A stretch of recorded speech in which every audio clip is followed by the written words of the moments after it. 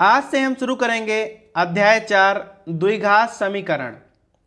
अभी तक हमने अध्याय 3 में दो चर वाले रैखिक समीकरण युग्म पढ़े।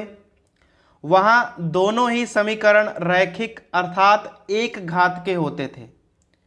अब इसका नाम है द्विघात समीकरण, अर्थात यहां पर जो समीकरण होगा वह दो घातों का होगा, परंतु यहां समीकरण में केवल एक ही चर होगा।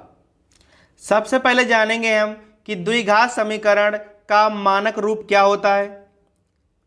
ax² plus bx plus c बराबर 0।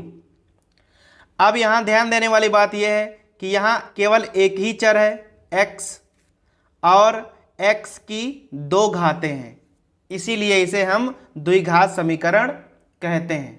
अब द्विघात समीकरण होने की क्या क्या कंडीशंस हैं। सबसे पहले चर एक होना चाहिए और अधिकतम घातें दो ही होनी चाहिए, और यहाँ पर x² का गुणांक जो a है उसका मान शून्य नहीं होना चाहिए।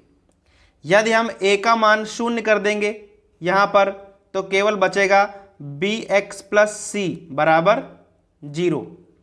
अब यह द्विघात समीकरण नहीं बल्कि एक रैखिक समीकरण बन गया है, और इसी प्रकार उस समीकरण में दो से अधिक कोई घातें नहीं होनी चाहिए। जैसे कोई समीकरण इस प्रकार से नहीं लिखा होना चाहिए। अब यह द्विघात समीकरण नहीं होगा क्योंकि यहाँ अधिकतम घातें 3 हो गई हैं और यह एक त्रिघात समीकरण है। कभी कभी समीकरणों को इस हिसाब से लिख देते हैं और फिर पूछेगा कि यह एक द्विघात समीकरण है या नहीं है। अब यहाँ देखने से हमें कहीं पर भी दो घातें नहीं दिख रही हैं, परंतु यदि हम यहाँ गुणा कर लें तो x² और plus x equal to 16 plus 8x। अब यहाँ द्विघात बन गई है और यह एक द्विघात समीकरण है। अर्थात कभी कभी हमें सीधे घातें नहीं दिखती हैं तो हमें गुणा करके उसे सरल करना पड़ता है, और तब हम यह पता लगाते हैं कि उक्त द्विघात समीकरण है या नहीं है। अब हम सबसे पहले देखेंगे प्रश्नावली 4.1। यहाँ पहला सवाल क्या है, जांच कीजिए कि क्या निम्न द्विघात समीकरण हैं। अब यहाँ 8 खंड हैं और हमें यह चेक करना है कि यह द्विघात समीकरण है या नहीं है। प्रश्नावली 4.1 पहले सवाल का पहला खंड है x प्लस 1 का होल स्क्वायर बराबर 2 इंटू एक्स माइनस 3, और हमें यह बताना है कि यह एक द्विघात समीकरण है या नहीं है। सबसे पहले इसे हल करना पड़ेगा। x² प्लस 1 का वर्ग plus 2 into x equal to, यहाँ गुणा कर लेंगे 2x माइनस 6। अब 2x और 2x कैंसिल हो जाएंगे। x² प्लस 1 और plus 6 equal to 0। So x² plus 7 equal to 0। अब यह एक द्विघात समीकरण है चूंकि यहाँ x की दो घातें हैं। दूसरा खंड है x² माइनस 2x बराबर -2 इंटू 3 माइनस एक्स। यहाँ पर भी पहले गुणा करना पड़ेगा। x² माइनस 2x बराबर यहाँ -6 और plus 2x। x² minus 2x सब कुछ इधर लाएंगे, सो -2x और प्लस 6 इक्वल टू 0। यहाँ x² माइनस 4x और प्लस 6 इक्वल टू 0। अब यह द्विघात समीकरण का एकदम मानक रूप ही लिखा हुआ है, अतः यह द्विघात समीकरण होगा। तीसरा खंड है x minus 2 into x plus 1, x minus 1 into x plus 3। दोनों पक्षों में गुणा कर लेंगे। सबसे पहले यहाँ x² plus x minus 2x minus 2 बराबर यहाँ गुणा x² plus 3x minus x और माइनस 3। अब यहाँ भी x² है और यहाँ भी x² है, सेम निशान है ना, तो कट जाएंगे। यहाँ क्या बचेगा, माइनस एक्स माइनस टू बराबर 2x माइनस 3। अब यहाँ किसी भी x पर दो घातें नहीं लगी हुई हैं, अतः यह द्विघात समीकरण नहीं होगा। चौथा खंड है x माइनस 3 2x प्लस 1 बराबर x इंटू एक्स प्लस 5। यहाँ पर भी गुणा कर लेंगे, हो जाएगा 2x square plus x minus 3 दूना 6x और माइनस 3 इक्वल टू, यहाँ गुणा करेंगे एक्स स्क्वायर और प्लस 5x, सब कुछ एक तरफ लाना है। 2x स्क्वायर, एक्स स्क्वायर इधर आएंगे तो माइनस के हो जाएंगे, यहाँ बचेगा माइनस 5x और उधर वाले 5x आएंगे तो वो भी माइनस के हो जाएंगे, माइनस 3 इक्वल टू 0। यहाँ घटा लेंगे x square minus 10x minus 3 equal to 0। अब यह साफ साफ दिख रहा है कि यह एक द्विघात समीकरण है। पांचवा खंड है 2x minus 1 into x minus 3 बराबर x plus 5 into x minus 1। यहाँ पर भी पहले गुणा करनी पड़ेगी, 2x स्क्वायर माइनस 6x और माइनस x और प्लस 3, यहाँ गुणा कर लेंगे x square minus x plus 5x और माइनस 5, सब कुछ एक तरफ ले आएंगे, 2x square minus x square, यहाँ बचेंगे माइनस 7x और प्लस 3 और उधर के माइनस 5x और plus x plus 5 equal to 0। अब सब कुछ जोड़ घटा लेंगे, यहाँ बचेगा एक्स स्क्वायर, यहाँ पर आएंगे minus 4x, so minus 11x हो जाएंगे और 5 3 8 बराबर 0।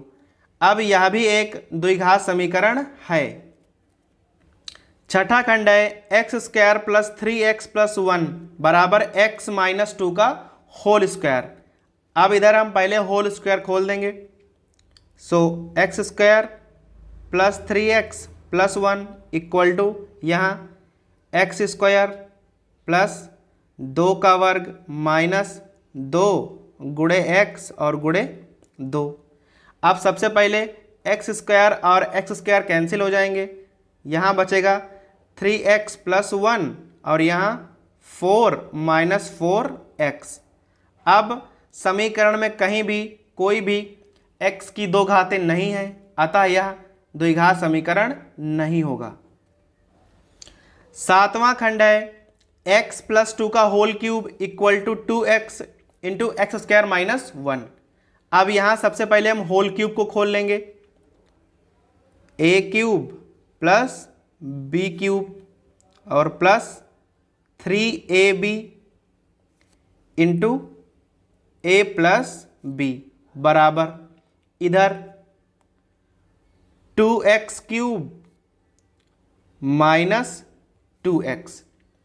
अब सब कुछ एक तरफ लाना है, सो x क्यूब और माइनस 2x क्यूब, यहाँ बचेंगे 8 और प्लस यहाँ 3 दूना 6x x प्लस 2 और 2x भी इधर ले आएंगे।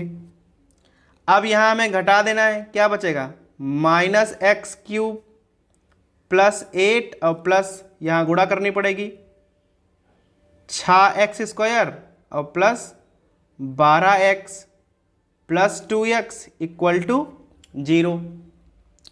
अब यहाँ एक जगह x की 3 घातें आ गई हैं, अतः यह द्विघात समीकरण कतई नहीं होगा। इसी प्रकार आठवां खंड है x cube minus 4x square minus x plus 1 बराबर x माइनस 2 का होल क्यूब। यहाँ पर भी हमें होल क्यूब खोलना पड़ेगा, 4x square minus x plus 1 खोल देंगे यहाँ whole cube, a cube minus b cube minus 3ab a minus b। अब यहाँ एक्स क्यूब और एक्स क्यूब तो पहले ही कैंसिल हो जाएंगे, -4x² -x + 1 इक्वल टू यहाँ हो जाएगा -8 -6x x -2। अब सब कुछ एक तरफ लाना है, -4x² -x + 1 और इधर +8 हो जाएंगे। यहाँ गुणा करेंगे तो -6x², इधर आएगा तो प्लस का, और प्लस के 12x तो इधर माइनस के 12x। अब ये और ये घट जाएगा तो यहाँ बचेगा 2x² और यहाँ -13x और +9 = 0। अब यहाँ चूंकि दो घातें हैं अतः यह द्विघात समीकरण होगा। अब प्रश्न नंबर 2 है, निम्न स्थितियों को द्विघात समीकरणों के रूप में निरूपित कीजिए। नीचे हमें भाषा में कुछ सवाल दिए हैं और उनसे हमें द्विघात समीकरण बनाने हैं, केवल बनाने हैं, अभी हल नहीं करने हैं। पहला खंड है, एक आयताकार भूखंड का क्षेत्रफल 528 मीटर स्क्वायर है। क्षेत्र की लंबाई चौड़ाई के दुगुने से एक अधिक है। हमें भूखंड की लंबाई और चौड़ाई ज्ञात करनी है। अब चूंकि ये द्विघात समीकरण है अतः हम यहाँ केवल एक ही चर मान सकते हैं। हम कोशिश करते हैं कि हम जो भी चीज़ें दी हुई हों उसमें सबसे छोटी चीज़ को x मान लें। जैसे यहाँ दिया हुआ है कि लंबाई चौड़ाई के दुगुने से एक ज़्यादा है, अर्थात चौड़ाई कम हुई, मान लेंगे, माना आयत की चौड़ाई बराबर x मीटर। अब लंबाई क्या हो जाएगी, लंबाई कह रहा है दुगुने से एक ज़्यादा है। अब x का दुगुना क्या होगा 2x और उसमें एक और ज़्यादा कर दीजिए +1, अर्थात लंबाई क्या हो जाएगी 2x + 1 मीटर। अब यहाँ से निकालना है क्षेत्रफल। सूत्र क्या होता है, लंबाई और गुणे चौड़ाई। लंबाई है 2x + 1 और चौड़ाई है x, गुणा कर लेंगे 2x² और +x। अब हमें क्षेत्रफल दिया हुआ है, लिखेंगे प्रश्नानुसार यह हमारा क्षेत्रफल है 2x² + x और 528 सवाल में दिया हुआ है, दोनों को बराबर कर लेंगे 2x² + x और -528 = 0। यही हमारा द्विघात समीकरण है। दूसरा खंड है, दो क्रमागत धनात्मक पूर्णांकों का गुणनफल 306 है। हमें पूर्णांक ज्ञात करने हैं। अब यहाँ पर दो क्रमागत पूर्णांक हैं। अब क्रमागत पूर्णांक क्या होते हैं, जो लगे लगे आए, जैसे कि 7 8 8 9, इस प्रकार से। क्रमागत पूर्णांकों में हमेशा एक का अंतर होता है। यहाँ मान लेंगे, माना क्रमागत पूर्णांक क्या होंगे, यदि हम पहले पूर्णांक को x मान लेंगे तो अगला क्या होगा, अगला होगा x + 1। एक जोड़कर हमें मालूम पड़ जाते हैं। यहाँ लिखेंगे प्रश्नानुसार। अब प्रश्न में क्या दिया हुआ है कि दोनों का गुणनफल, सो x × x + 1 का गुणनफल जो है वो 306 के बराबर है। तो हम गुणा करेंगे x² और +x बराबर 306। अब 306 को इधर ले आएंगे, सो x² + x और -306 और बराबर 0। यही हमारा द्विघात समीकरण है। तीसरा खंड है, रोहन की मां उससे 26 वर्ष बड़ी हैं। उनकी आयु का गुणनफल अब से 3 वर्ष बाद 360 हो जाएगा। रोहन की वर्तमान आयु ज्ञात करनी है। अब यहां पर दो सब्जेक्ट हैं, एक रोहन और एक रोहन की मां। तो हम सबसे पहले रोहन को मान लेंगे, क्योंकि रोहन छोटे हैं। माना रोहन की वर्तमान आयु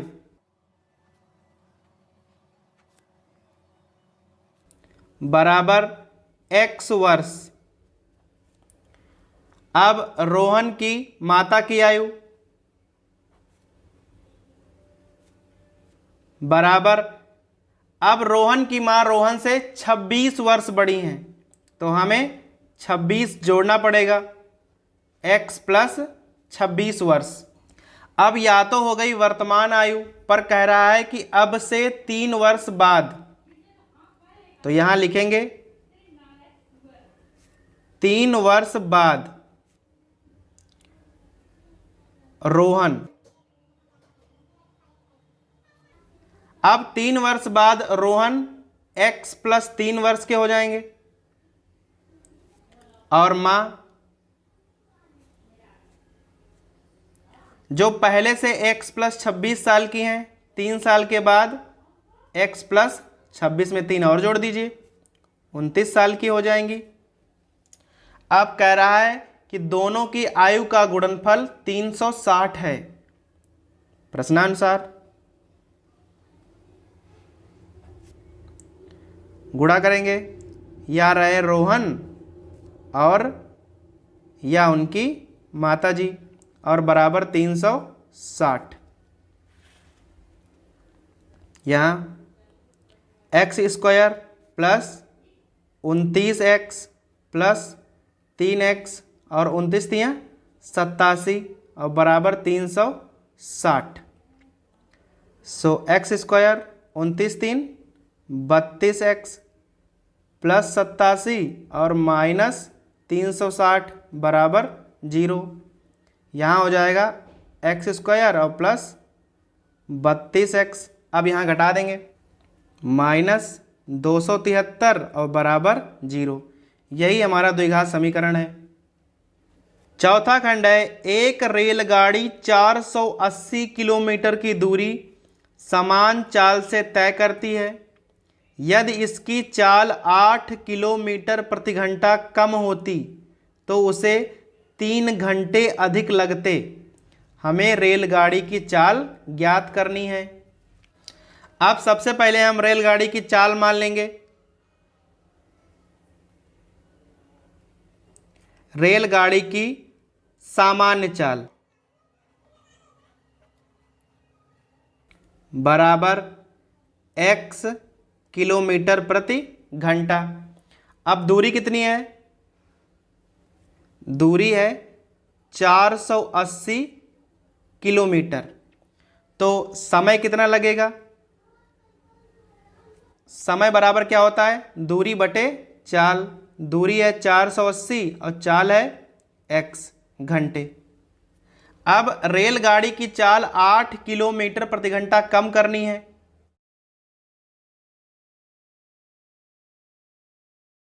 कितनी हो जाएगी? 8 किलोमीटर प्रति घंटा कम करनी है। पहले x थी, अब हो जाएगी x माइनस 8 किलोमीटर प्रति घंटा। दूरी उतनी ही रहेगी परंतु समय बदल जाएगा, क्योंकि अब चाल कम हो गई है। तो समय कितना हो जाएगा?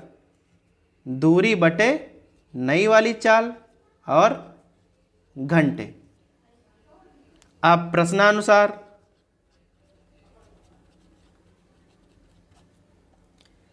एक यह समय है और एक यह समय है। कह रहा है यहाँ 3 घंटे अधिक लगते हैं, अर्थात यह वाला समय 3 घंटे ज़्यादा होगा।